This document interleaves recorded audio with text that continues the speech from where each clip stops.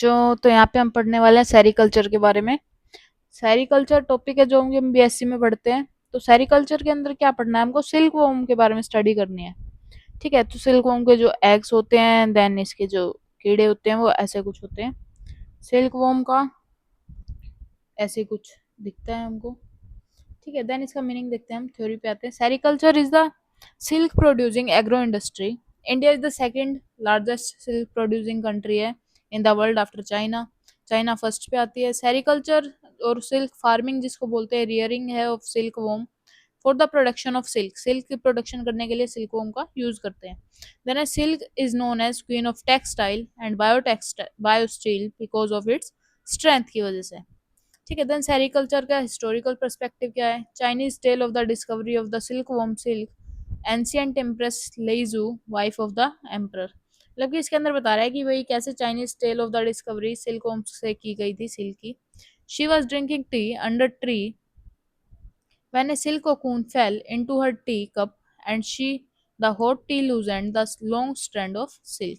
तो वो क्या है कि भाई वो बताती है कि मैं पेड़ के नीचे बैठ के मैं चाय पी रही थी, तो वो जो सिल्क वॉर्म था वो मेरी चाय के अंदर आके गिरा और उसके गर्म होने की वजह से उसको उस चाय में से एक सिल्क का टुकड़ा मिल गया। As she it out started to wrap the silk thread around her finger, she felt the warm sensation। मतलब कि जब उसने अपनी फिंगर के अराउंड उसको फोल्ड किया तो उसको एक वार्म सेंसेशन फील होने लगी। When silk ran out and larva appeared, she realized that it was the larva that produced the silk। तो जब उसने देखा तो उसको फील हुआ कि एक लार्वा है जो कि सिल्क प्रोड्यूस कर रहा है। Soon she thought this is the people and it become widespread।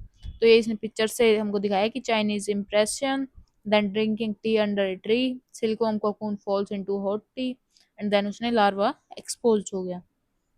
Then types of silk, silk के टाइप होते हैं different. Mulberry silk, tropical tasar, temperate tasar, muga silk और एरी और एरांडी। देन सिल्क वॉर्म कौन कौन से होते हैं, बॉम्बिक्स, एंथ्रेसी, प्रोलाइसी, रॉयलाई, असामा और रिसिनी। देन इसके होस्ट प्लांट दे रखे हैं। देन इसका डिस्ट्रीब्यूशन कहाँ कहाँ पे ये मिलते हैं। देन जो सब इंक्लूड होते हैं ऑर्डर लेपिडोप्टेरा के अंदर। और इनकी इमेजेस ऐसे कुछ है, मलबेरी ऐसे दिखाई देती है, टेसर, एरी सिल्क और मुगा सिल्क। देन सेरीकल्चर के अंदर स्टेजेस ऑफ प्रोडक्शन क्या होती है। फर्स्ट आ जाता है हमारे पास कल्टीवेशन जो कि एग्रीकल्चरल डिवीजन के थ्रू होता है।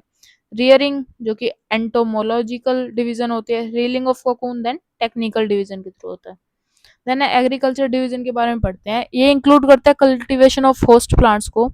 Larva stage of silk moth feed करता है on this plants. Different plants required होते हैं different conditions for their growth, thus the division is actually the crucial step। then and this is the beginning step for the sericulture। Then next उसमें है cultivation. Cultivation के अंदर हम क्या पढ़ते हैं कि जो मलबेरी का सिल्कवॉर्म है फीड करता है mulberry plants of genus Morris के ऊपर। मोरस की डिफरेंट स्पीशीज हमको दे रखी है। अल्टरनेट प्लांट्स है sage, orange, lettuce, peepal. Then है क्लाइमेटिक कंडीशंस इसकी क्या होती है। टेम्परेचर ऑफ ट्रॉपिकल रीजन्स 15 से 37 डिग्री सेल्सियस तक होना चाहिए। रेनफॉल रेंज जो है वो 600 से 2500 तक मिलीमीटर तक होनी चाहिए और एल्टीट्यूड 300 से 900 मीटर अबव सी लेवल होना चाहिए। रीजन्स होते हैं इसके कर्नाटका, आंध्र प्रदेश, तमिलनाडु। मलबेरी जो है वो डीप रूटेड पेरेनियल है, grows well in loamy soil के अंदर एंड रेड सैंडी लोमी के अंदर। देन सीजन्स इसके होते हैं plantation during early spring and let autumn with stem cuttings and root grafting। Then next disease of mulberry plants, powdery mildew, leaf spots। powdery mildew कुछ ऐसा होता है, अलग पाउडरी जैसा कुछ स्ट्रक्चर दिख रहा है हमको। और ये लीफ स्पॉट्स, लीफ के अंदर ऐसे कुछ स्पॉट्स बन जाते हैं। देन हम आ जाते हैं नेक्स्ट डिवीजन पे, एंटोमोलॉजिकल डिवीजन। इंक्लूड करता है rearing of silk moth.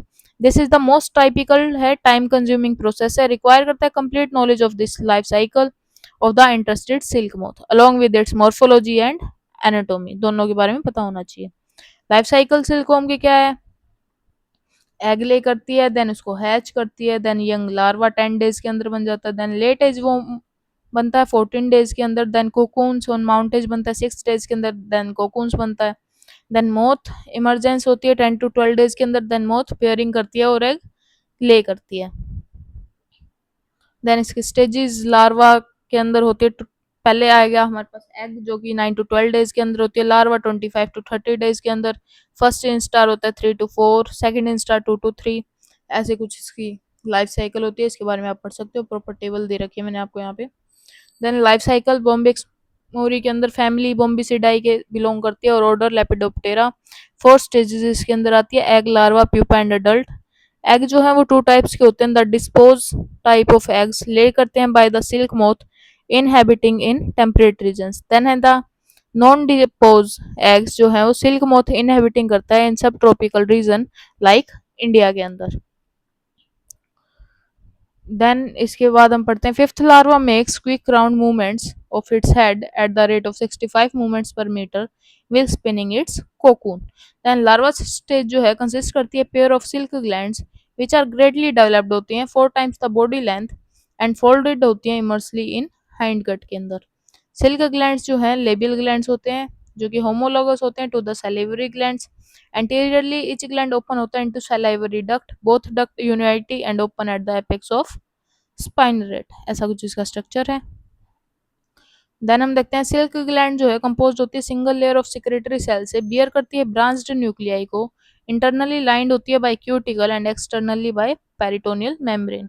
Silk gland के पास 3 पार्ट्स होते हैं, anterior silk gland, middle silk gland और पोस्टीरियर सिल्क ग्लैंड। एंटीरियर के अंदर 9 सिक्रेटरी फंक्शंस होते हैं, मिडल पार्ट के अंदर सिक्रेट करता है सेरिसिन को और पोस्टीरियर सिक्रेट करता है फाइब्रिन एंड P25 को। देन सिल्क सिक्रेशन के अंदर 60 to 70% तक फिब्रिन होता है और 20 to 25% तक सेरिसिन होता है। वेट इन ग्राम के अंदर 900 मीटर लॉन्ग सिल्क फिलामेंट होता है जिसको हम डैनियर बोलते हैं। Size of a normal cocoon जो है वो 1.8 से 3 डैनियर्स तक होता है। ए सिंगल कोकून वेट करता है 1.8 to 2 gram and its shell without enclosed pupa is only 0.45 gram. About 2500 cocoons जो हैं यील्ड करते हैं 0.45 kg ऑफ सिल्क। देन है रियरिंग ऑफ सिल्कवॉर्म। सिल्कवॉर्म के अंदर रियरिंग, पहले हम सिलेक्शन करेंगे सिल्कवॉर्म की रेस का। मल्टीवोल्टाइन रेस शो करते हैं विच कंप्लीट करती है 5 to 6 life cycle per year. Non hibernating eggs होते हैं, यूनिवोल्टाइन होता है और bivoltine race also he reared in India.